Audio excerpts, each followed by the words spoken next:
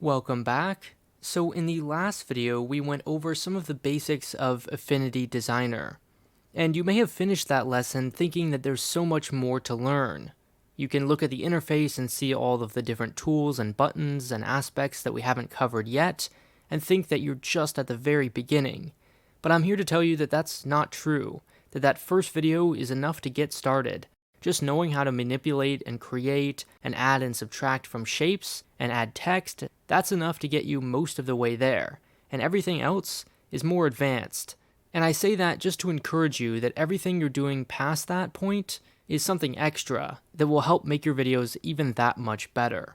So in this video, we're going to go over some of the more advanced features and tools, building off the stuff that we've already covered. So I'll proceed with the assumption that you've had some time to practice in between the last video and this one. And if you haven't, that's okay, but I would strongly encourage you to pause this video, open up Affinity Designer or whatever other application you're using, and just practice playing with the different tools, the shapes, everything we've covered, and just generally get to the point where you feel comfortable creating a new document and designing something pretty basic. Now, as you could probably tell, I left out teaching you some of the other tools and details of the application, just in the interest of not overwhelming you. But this video is intended to be kind of a hodgepodge of the things that we didn't cover in the last video that I think would be useful in introducing you. And it's worth noting that we won't cover everything, because I'm trying to balance giving you enough information to get started, but also making it accessible and not too much all at once. So with that in mind, let's open up Affinity Designer and go over some of the other different features. Alright, so the first thing I've pulled up is one of my previous thumbnails. And this video was about the SAT, the exam that Americans take to get into college. And the thumbnail was designed to look like one of those answer sheets. And as part of that, I wanted to recreate a paper texture to make the background look ever so slightly like a piece of paper. So it's kind of subtle, and if you zoom out, it's not quite as apparent.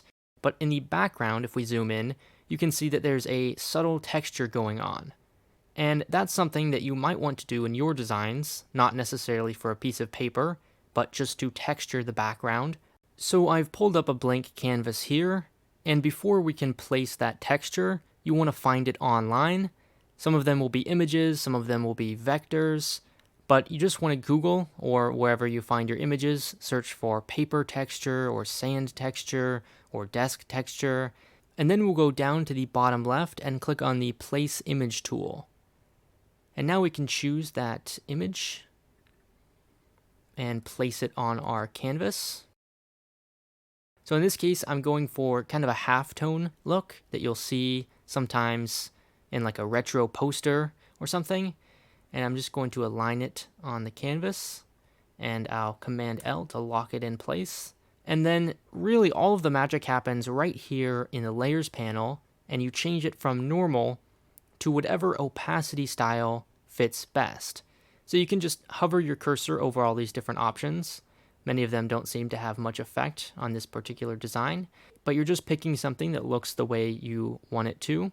And all of these are just playing around with how this layer interacts with the layers below it. So in this case, that rectangle background.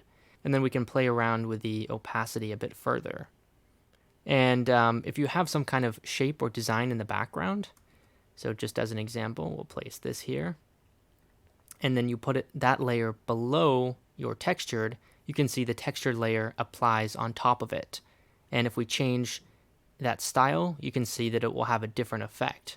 So for example, on saturation, it won't change the background in this case, but it will change the shape. So just play around until you get the desired effect, and then we're done. Another random thing that you might want to do is play with the actual shape of the thumbnail. So for example, you might want to create something like a rounded rectangle as your background, the size of the canvas, change the corner, and then pretend like that is the shape of your thumbnail, while not including anything on those corners. You could also do a page curl, for example, as if it's an actual piece of paper. So for that, I'll create a rectangle, copy and paste it, and turn it. And what I'm about to do is subtract this top rectangle which I'm about to turn blue, from the white one to create that triangle that we want. So for example, this white could be the space that we're pretending is below or beneath this actual thumbnail. And then we can create the page curl effect by rotating that one. And, we can choose something maybe a little bit darker to simulate the back of the page. And then switch to our node tool, click on this one, and then add those handles. And actually, if you hold down the Option key while you move a handle, it doesn't affect the other one. So right now, if I click and move it, the other one moves to adjust the curve to make it smooth. But instead, if I hold the Option key, then I can move this one independently and make it look like the page is being turned. And I can click on the special effects and maybe make a outer shadow for the background so that it looks like it's 3D. And then place this on top of it.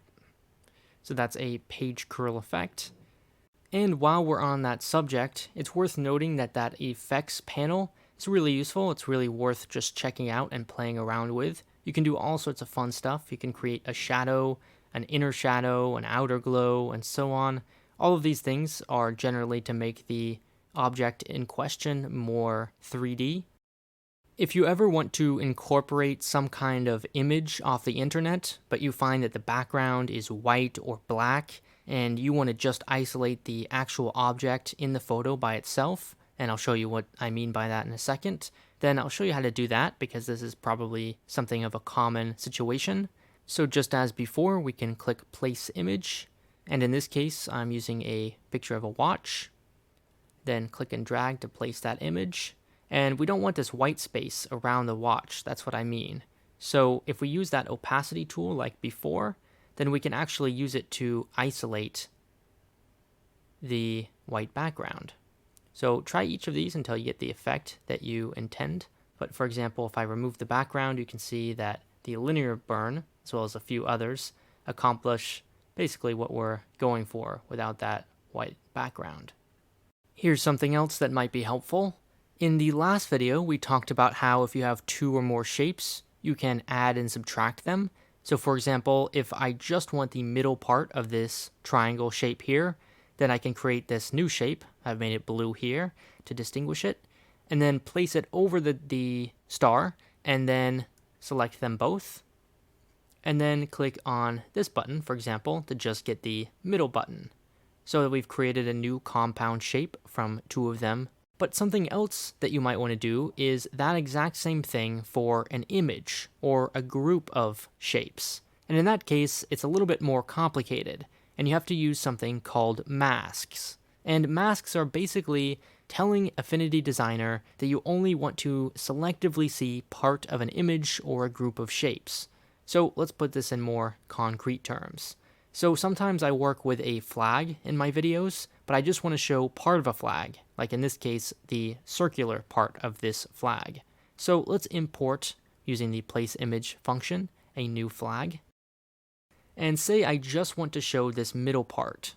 So what I can do is, instead of subtracting or adding or multiplying with these functions, is actually to use a mask. So in this case, I'll create a new circle, just because I want it to be a circle, and I'll place it here in the middle. And you can see in the layers panel, the blue ellipse is in the front, and the flag is in the back. So I can select the blue ellipse, and then I can drag it over the flag, but just to the right of where that preview shows. So you can see just barely that little blue line appears, and when that appears, I can let go. And now you can see I'm applying this, which is called a mask, which is to say that the image is cut and only shown where that shape was. So let's rewind and do that again, this time maybe with a different shape, just as an example. So I will create a star and place it right in the middle. And then I'm just clicking and dragging that star in the layers panel over the Macau, over the flag, and just to the right of it. Not below it, not above it, but just to the right. And there we go. And you can do that to all sorts of images or groups. So you can see I've done that here. If I delete this mask, you can see that there's an entire flag there, but I've just taken a circle and I've just selectively shown it like that. So that's a useful tool that you can use for all kinds of different things. A few other random things is there is a great gradient function in Affinity Designer. So if you select a shape or any group of shapes, then you can click and drag to create a new gradient. And you can choose whether it's linear or elliptical or radial and so on. And that just affects how the gradient is distributed. And if you click on this square, or rectangle rather, on the top, while you have the gradient tool selected, then you can click on each end of the spectrum of colors and adjust it how you see fit, and just play around with that. You can even change the opacity, so you can get all kinds of cool effects. So 2 more ideas I'll mention in this video, just to give you a starting place to practice on your own. The first is custom text paths. So imagine you have a custom shape like this one, or for that matter, any shape, and you want your text to follow the path of the outline of that shape. So this is kind of a bad example because we probably wouldn't want text to follow this weird shape, but you can imagine a situation where, for example, the page is curved in some way and you want the text to follow that curve for decoration. So you can click on that shape that you want the text to follow its path, and then click Layer at the top, and then Convert to Text Path. So it's kind of a hidden feature, but once you start typing there, it will follow the path of whatever shape you had selected. And these triangles allow you to change the start and end positions and move that around to your heart's desire. And the last idea is the pen tool and the vector brush tool. So both of these things kind of accomplish the same thing, but in different ways. The pen tool allows you to click and add a new node to a new custom shape. So you can just make something random and new, and then it just gets treated as any other shape. You can change its fill and outline and so on. And this is useful especially if you're trying to trace some kind of object. So if you want to recreate something, then you can import it into Affinity Designer, lock it, change its opacity down a bit, and then just click to kind of follow its path and recreate that shape yourself. Another thing you can do on that note is the vector brush tool here.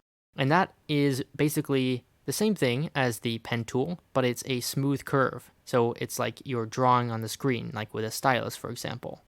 So you can adjust the width and the opacity and make it more stable so the curves are smoother.